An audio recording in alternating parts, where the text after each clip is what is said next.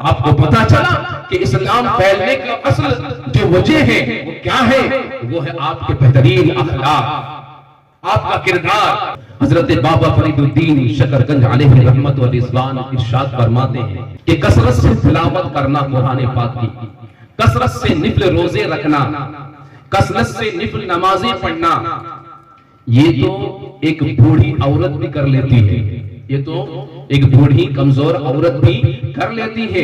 اصل دین یہ ہے، عبادت یہ ہے کہ لوگوں کے دلوں پر راج کیا جائے، لوگوں کے دلوں کو جیتا جائے۔ یہی درس دے کر آقا کریم نے خواجہ غریب نواز کو ہند میں بھیجا، عطا رسول بنا کر ہند میں بھیجا، غریب نواز کو عطا کیا اور ہند میں اسلام کو پھیلانے کے لیے بھیجا۔ تو میرے غریب نواز نے پھر کیسے اس پر عمل کیا؟ میرے غریب نواز نے کس طرح لوگوں کے دلوں کو جیتا؟ اللہ اللہ، قربان جاؤ۔ غریب نواز جب ہند کی دھرتی پر آئے تو اس وقت راجپوت کا ایک راجہ تھا، راجہ پرتھوی راج، آپ جانتے ہوں گے۔ اس کو بڑی تکلیف تھی اس فقیر سے، اور ہمیشہ مصیبت لا کر کھڑے کرتا تھا تاکہ یہ فقیر یہاں سے چلا جائے۔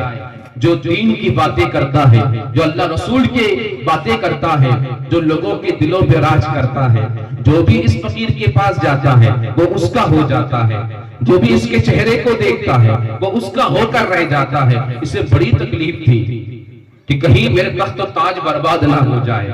اس نے کیا کیا؟ ایک دن ایک راجپوت نوجوان کو بلایا اور اس سے کہا کہ دیکھو یہ فلاں جگہ پر جھاڑ کے نیچے ایک فقیر بیٹھا ہوا ہے، اس فقیر کو مار دو، اسے قتل کر دو تو میری آدھی سلطنت تمہیں دے دوں گا۔ کیا کہا اس نے؟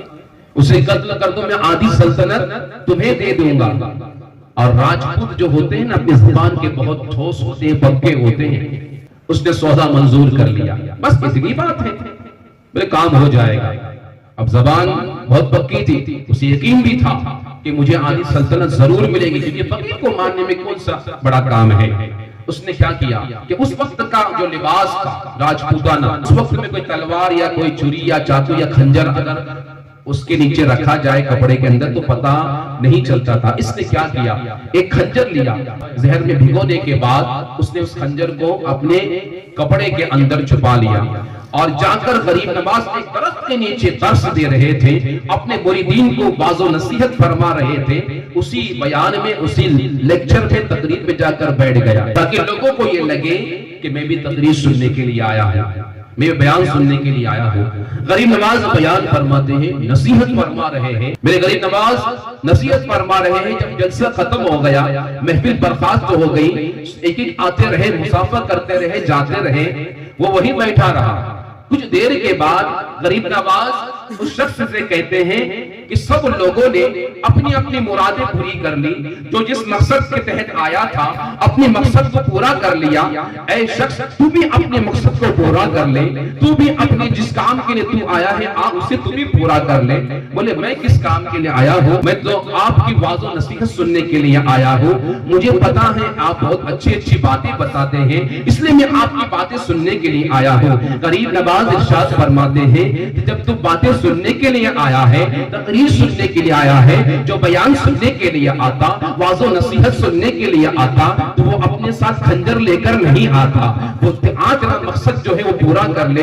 بولے میں راجپوت ہوں، تو راجپوت اگر خنجر لگ لے تو اس میں کون سی بڑی بات ہے؟ خنجر تو ہمارے لباس میں شامل ہے، ہمارے جو ہے پہچان ہے، ہم چاقو خنجر اپنے ساتھ رکھتے ہیں، راجپوتانہ رواج ہے، اس میں کون سی بڑی بات ہے؟ غریب نواز ارشاد فرماتے ہیں ٹھیک ہے، یہ ہند کا رواج ہو سکتا ہے، راجپوت میں یہ رواج ہو سکتا ہے کہ خنجر تو لے کر آئے، لیکن ذرا یہ بتا کہ کیا ہندوستان میں ہند کا یہ بھی رواج ہے، راجپوت کا یہ بھی رواج ہے کہ کسی کا قتل کرنے کے لیے کسی بادشاہ سے آدھی سلطنت کا سودا کر لیا جائے؟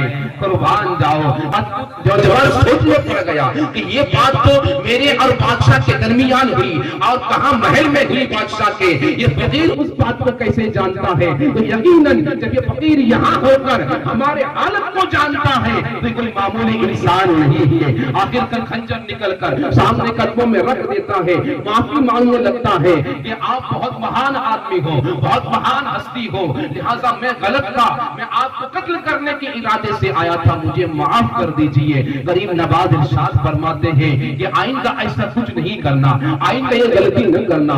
जब मैंने मुझे माफ कर दिया, जैसे ही जाने के लिए कहा, अब वो नौजवान कदमों को पकड़ लेता है, गरीब नवाज के कदमों से लिपट जाता है कि सुनो आका, अब तो मैं आपको कत्ल करने के लिए आया था, अब आपका भी काम बनता है कि आप किसी को बोल दें कि मुझे कत्ल कर दे। अल्लाह अल्लाह इतना सुनना था। गरीब नवाज इरशाद फरमाते, सुनो हम आए हैं किसी को कत्ल करने के लिए नहीं, किसी की जिंदगी खराब करने के लिए नहीं, हम तो जिंदगी अता करने के लिए आए हैं, जिंदगी को संवारने के लिए आए हैं। जाओ मैंने तुम्हें माफ कर दिया, अब कदमों से लिपटा हुआ है। कहता है ना ना, अब तो जब आया हूँ और इतने महान हस्ती को छोड़कर मैं चले जाऊं, मैं भी अब आपके हाथ पे बैअत करके इस्लाम में दाखिल होता हूँ, मुझे भी कलमा पढ़ा के इस्लाम में दाखिल कर लीजिए। अल्लाह अल्लाह, देखिए तो सही, मिजाज देखिए, किरदार देखिए, इस्लाम कैसे फैला है। अल्लाह अल्लाह, कत्ल करने कोई आए और हम उनसे इतने अच्छे से गुफ्तगू कर सकते हैं। जब हमें पता हो कि भाई इस महफिल में कोई ऐसा है जो मुझे मारने के लिए आया है, तो मस्जिद जलाल में आ जाओ, दो चार उसके कान के नीचे भी खींच दो, चार आदमी को बुलाकर उसकी पिटाई भी कर दो, उसकी धुलाई भी हो जाए, है ना। लेकिन देखो, नबी ने जिसे इख्तियार करके हिंदुस्तान में भेजा है, तो यकीनन कुछ तो खूबी होगी। और इन औलिया कराम ने नबी की जिंदगी से दर्स हासिल की, इस्लाम अगर फैलाना है तो अपने किरदार से फैलाना होगा।